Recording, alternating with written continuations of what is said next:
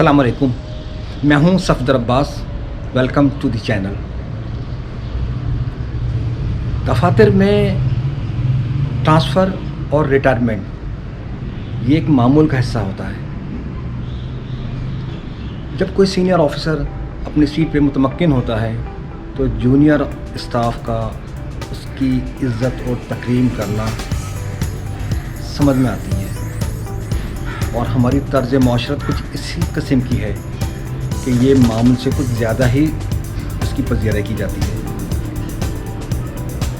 लेकिन अगर कोई अफसर अपनी मुद्दत मुलाजमत तमाम करके रिटायर हो रहा हो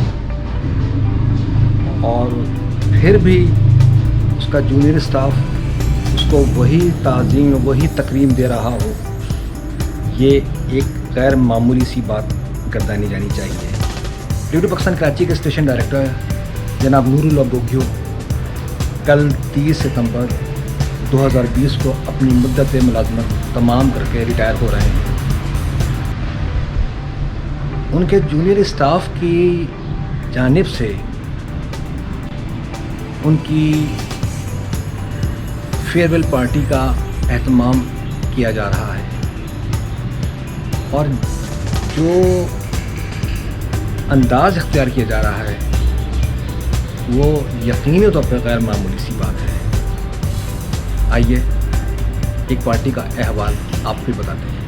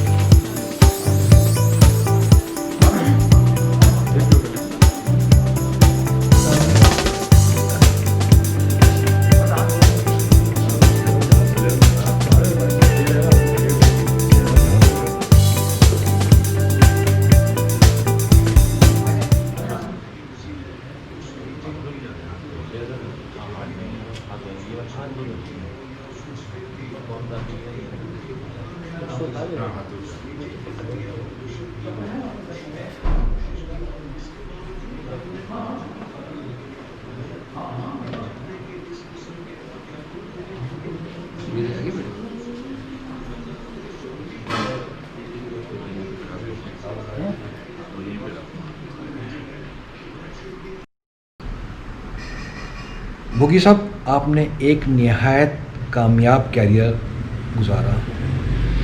रेडियो पाकिस्तान में बहसियत प्रोग्राम प्रोड्यूसर एंट्री और बहसियत कंट्रोलर रिटायरमेंट, ये तमाम सफ़र हर एक के हिस्से में नहीं आता।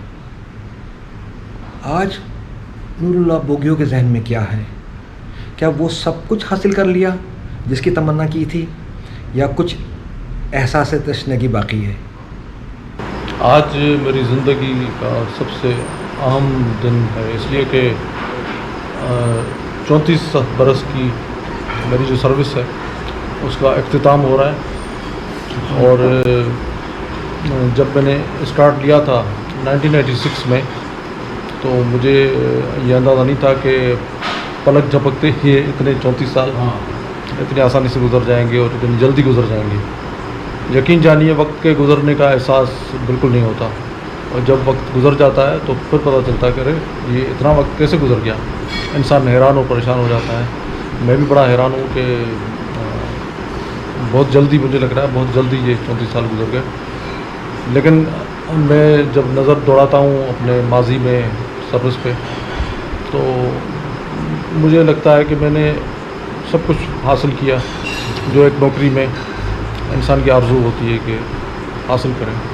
इज़्ज़त शोहरत के अलावा आपके ख़ानदान की किफ़ालत जो आपके ज़िम्मे होती है वो पूरी हुई, और जब शादी के बाद बच्चे होते हैं तो फिर बच्चों की किफ़ालत, फिर उनको अपने जैसा या अपने से भी बरतर बनाने के लिए कोशा रहना, और फिर मतलूबा नताइज हासिल कर लेना, ये कोई आसान बात नहीं है। इसलिए कि हज़ारों रुकावटें आती हैं, हज़ारों मसले आते हैं, सेहत के मसले, माशरत के मसले और दीगर मसले।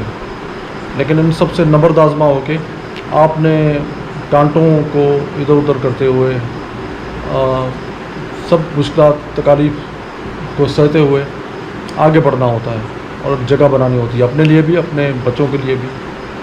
اور آج جب میں سوچ رہا ہوں کہ کل سے میں آزاد ہو جاؤں گا نوکری کی غلامی سے, تو پھر اگر میں دیکھوں کہ میں نے کیا پایا اور کیا کھویا, یقین جانیے کہ بہت ہی مطمئن ہوں میں, بڑا مجھے اطمینان ہے, کوئی تشنگی نہیں ہے, کوئی ایسی خواہش نہیں ہے کہ میں کہوں کہ کاش مجھے دوبارہ جاب میں ریورس گیئر لگے تو میں وہ چیز جو حاصل نہیں کر سکا وہ کر سکوں. ایسا نہیں ہے. میں سمجھتا ہوں کہ آخری حد جو ہوتی ہے نوکری کی, کنٹرولر کی آخری پوسٹ ہوتی ہے, وہ میں نے حاصل کی, اور حاصل کیے بھی 4 سال گزارے اس میں نے.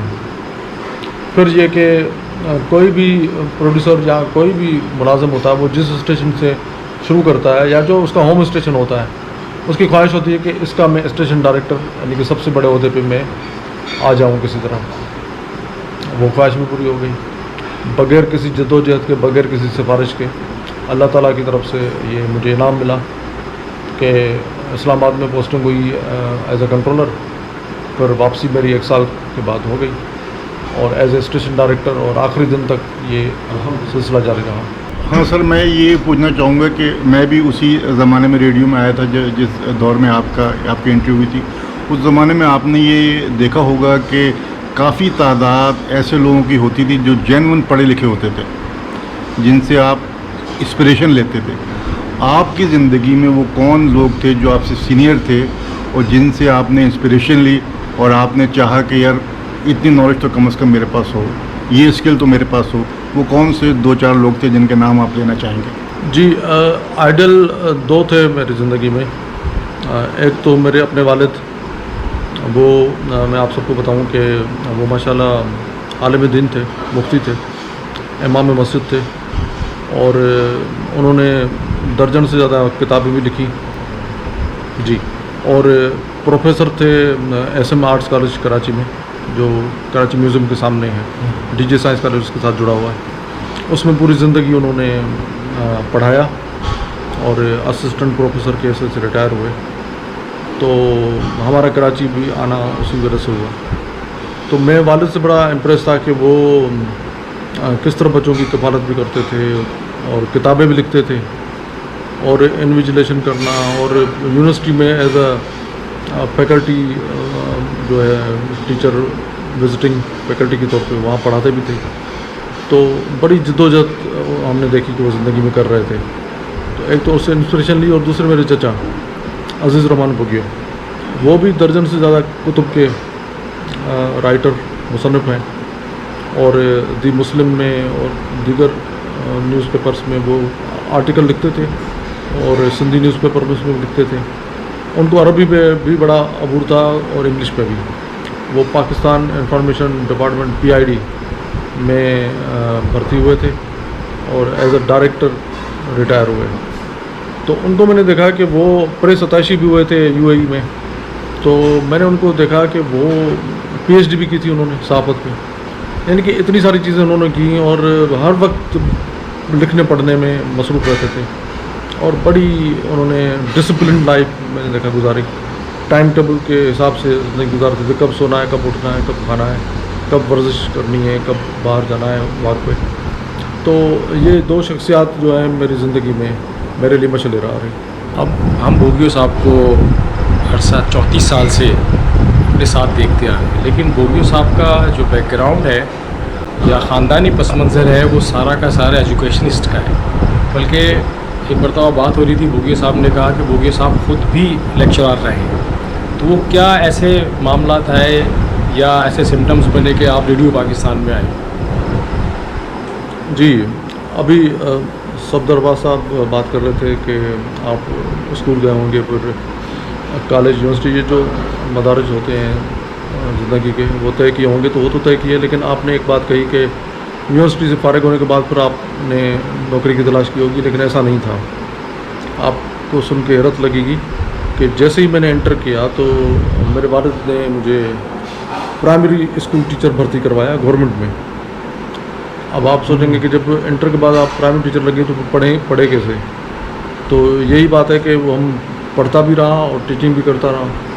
پھر یہ ہوا کہ والد صاحب نے تو مجھے پرائمری ٹیچر بنایا, لیکن آگے جو میں نے خود سے ترقی کی وہ یہ کی کہ میں سیکنڈری اسکول میں جگہیں خالی تھی, ویکنسیز, تو میں نے اپلائی کیا اور باقاعدہ کمپٹیشن کے تھرو میں پھر سیکنڈری اسکول میں جمپ لگایا. میں نے ایک طرح ترقی حاصل کی خود سے. پھر تب تک میں گریجویٹ ہو چکا تھا.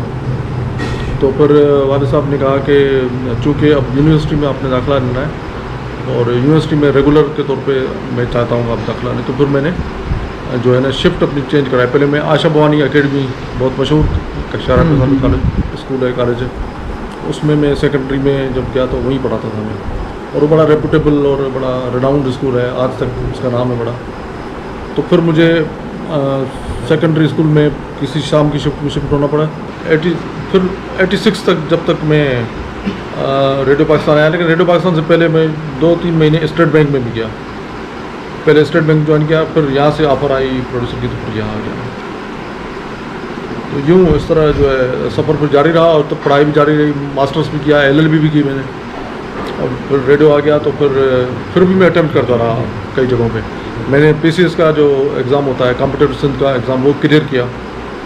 الوکیشن نہیں ہوئی لیکن میں نے ایگزام کلیئر کیا ہوا ہے 1992 میں. پھر اس کے علاوہ مجھے لیکچرشپ کے لیے بھی سلیکٹ ہو گیا تھا. پاکستان آرمی کے گیریزن لاہور میں پوسٹنگ ہو رہی تھی میری, لیکن چونکہ لاہور جانا پڑ رہا تھا, پھر میں نے دیکھا گریڈ A کی ہے, میں یہاں سینئر پروڈیوسر پروموٹ ہو چکا تھا. تو میں نے سوچ سمجھ کے یہ فیصلہ کیا کہ پھر یہی بہتر ہے میرے لیے. بھوگی صاحب تقریباً 3 دہائی سے زیادہ کا سفر ریڈیو پاکستان میں. کچھ ایسی بھی یادیں ہوں گی, کچھ ایسی باتیں ہوں گی جس سے ہمیں موٹیویشن ملے. ہم جیسے, کیونکہ میرا سفر ابھی 1 دہائی سے زیادہ نہیں ہوا ہے, تو کچھ ایسی باتیں جو ہم جیسے نوجوانوں کے لیے جو مفید ہوں. مجھے امید ہے کہ آپ کچھ ایسی باتیں ضرور ہم سے شیئر کریں گے.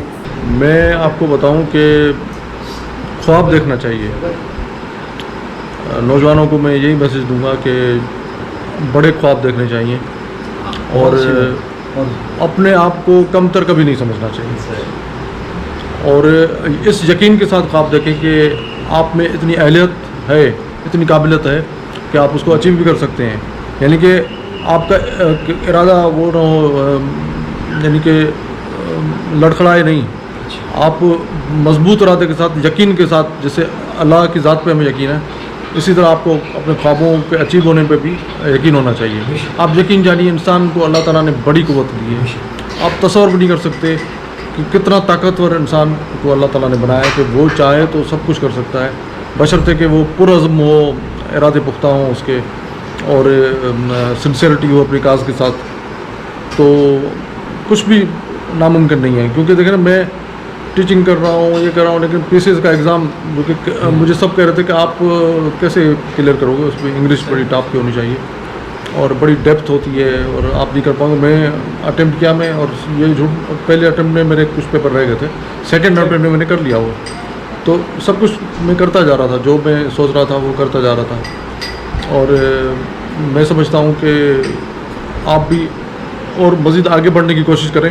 میں نے کوشش ضرور کی PCS کر کے, ہاں, لیکن یہ کہ یہ حسرت نہیں رہی کہ میں کوشش کرتا تو یہ ہوتا. کوشش کرنی چاہیے, اور لیکن مایوس کبھی نہیں ہونا چاہیے اگر آپ کو ناکامی بھی ہو تو.